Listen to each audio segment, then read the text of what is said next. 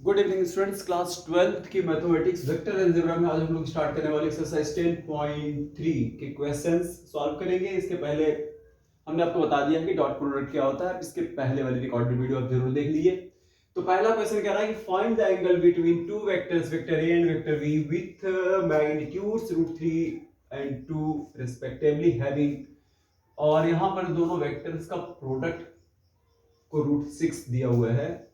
तो यहाँ कुछ चीजें गिवन है, तो आइए जो चीजें दी गई है पहले उसको लिख लेते हैं। गिवन यहाँ पर देखिए वेक्टर दिया है, वेक्टर का मैग्नीट्यूड दिया हुआ है, वेक्टर का मैग्नीट्यूड दिया है। तो ऐसा करते हैं, तो वेक्टर का मैग्नीट्यूड यानी वेक्टर ए का मैग्नीट्यूड है, तो वेक्टर ए के मैग्नीट्यूड को हम यहाँ पर लिख ले रहे हैं। तो कितना है, √3 है।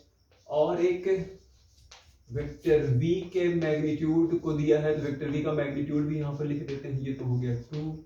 और भी गिवन है यहाँ पर देखिए, तो कहा है कि डॉट प्रोडक्ट यानी vector a dot vector b, ये भी क्या है, √6 की। इतनी चीजें जो दी गई हैं।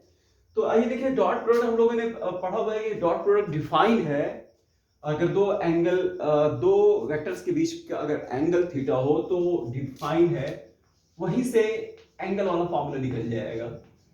तो ये क्या था, magnitude of vector A magnitude of vector B cos theta.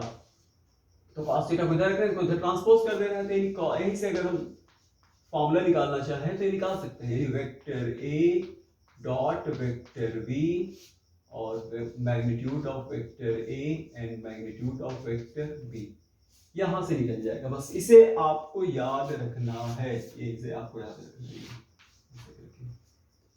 ठीक है। तो डॉट प्रोडक्ट से हम डायरेक्ट अगर इस फॉर्मूला को रखेंगे तो एंगल निकल। इसके लिए हम मान लेते हैं कि let theta be the angle between vector A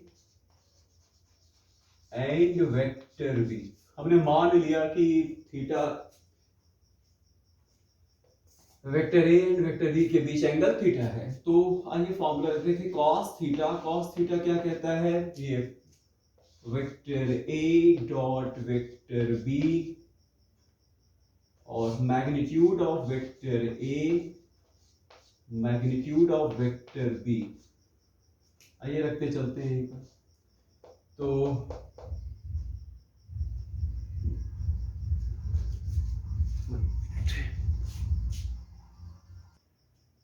students सबकी वैल्यू रख लेते हैं। अब आइए देखते हैं यहाँ पर, देखिए ये तो दिया गया है, ये हमारे पास है vector A dot vector B की वैल्यू है √6, तो हम यहाँ √6 रख लेंगे इसकी जगह पर। और देखिए मैग्नीट्यूड ऑफ वेक्टर ए दिया हुआ है, मैग्नीट्यूड ऑफ वेक्टर ए का √3 यहाँ रख देंगे, √3 हो गया। और उसके बाद यहाँ पर देखिए तो बी ये कितना है, 2 है। अब ये थोड़ा आराम से कट जाएगा ना, ये रूट के अंदर कट जाएगा, तो यहाँ क्या बचेगा, √2 बचेगा। और 3 से √2 कटेगा और नीचे √2 आएगा। तो इसको ऐसे भी तो लिखा जा सकता है, √2 नीचे हम इसको लिख देंगे √2 इंटू √2। आप अपने तरीके से सॉल्व कर सकते हैं। तो इससे ये कट गया ताकि हमारा कॉस की वैल्यू निकल आए।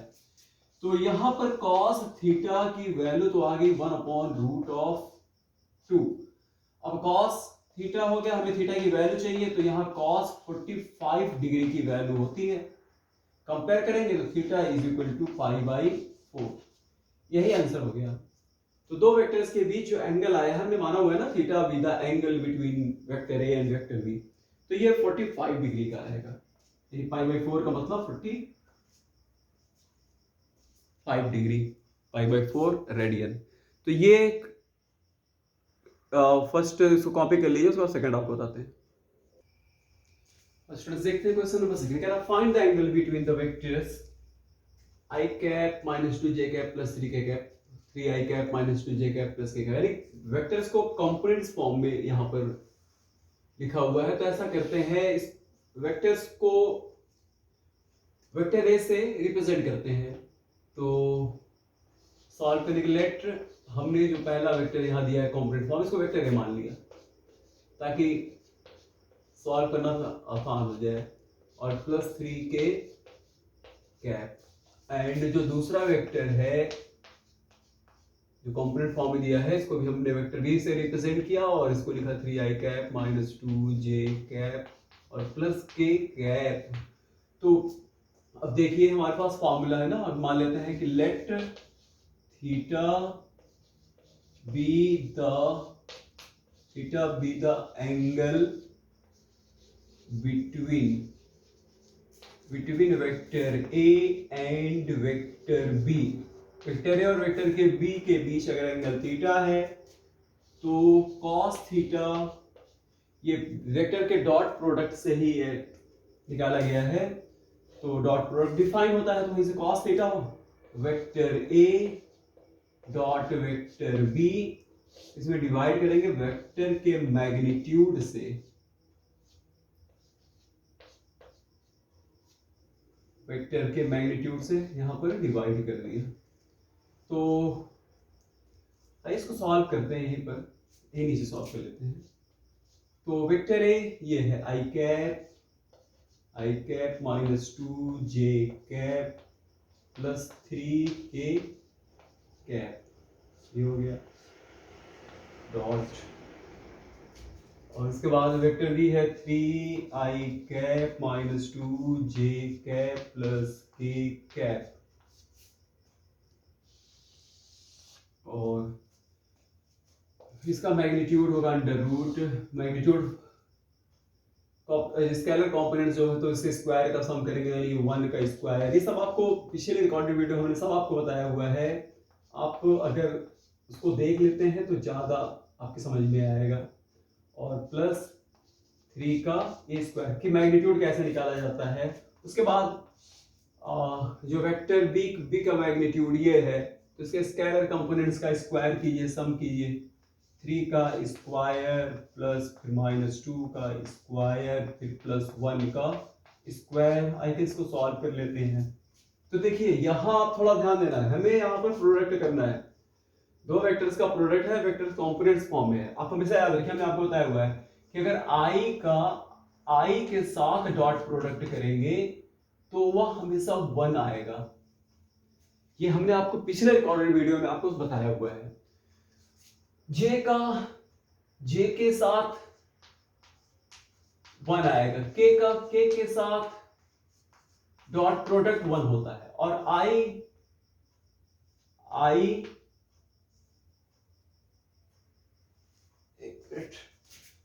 का अगर हम जे के साथ डॉट प्रोडक्ट कर देंगे, आई और जे का डॉट प्रोडक्ट, तो ये 0 हो जाता है। उसी तरह जे और के कैप का डॉट प्रोडक्ट 0 होता है। उसी तरह आई और के का डॉट प्रोडक्ट जो होगा ये 0 होता है। तो ये आप तीन चीज को आप याद रखिए। तो आई और जे का डॉट प्रोडक्ट 0 हो जाता है।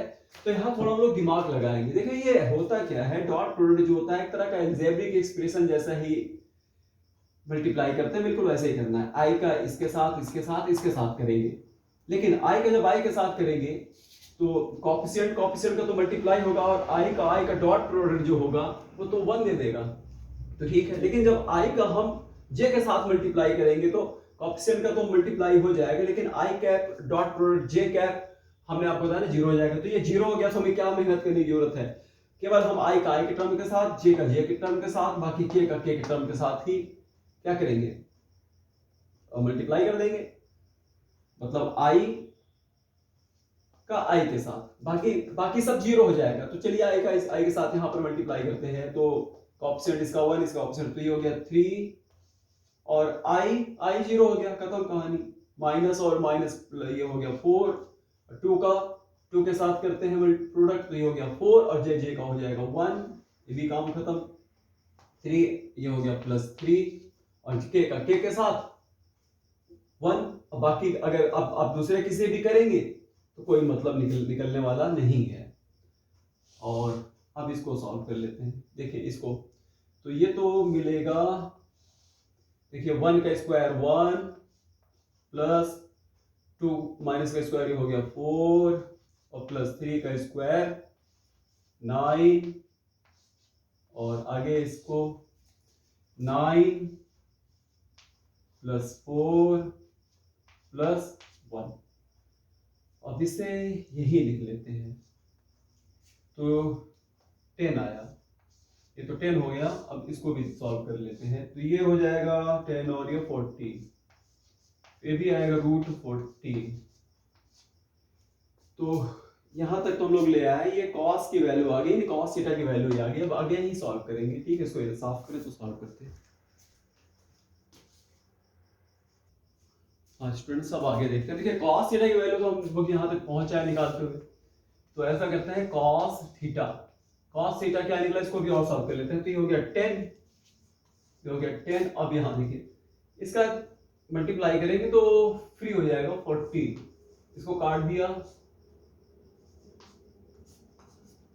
यानी cos theta is equal to 5/7 मिला। तो ऐसा करते हैं, ट्रिग्नोमेट्रिक इनवर्स ट्रिग्नोमेट्रिक फंक्शन की डिफिनीशन से थीटा निकाल लेंगे, थीटा हो जाएगा cos इनवर्स 5/7। तो ये हो गया थीटा की वैल्यू, ये थीटा की वैल्यू होगी, थीटा निकल आया। तो इस तरह से आप हमेशा याद रखिएगा कि I के साथ डॉट प्रोडक्ट 1 होगा, अगर I का अगर हम J के साथ करते हैं तो 0 होगा। इसी तरह से आप इसको समझ सकते हैं। तो हम केवल I के साथ, J के साथ, K के साथ ही डॉट प्रोडक्ट कीजिए, बाकी और कुछ नहीं, क्योंकि क्या मतलब है, सब 0 हो जाएगा। तो ठीक है, यहां तक आप कॉपी कर लीजिए, फिर आपको नेक्स्ट बताएंगे। Thank you.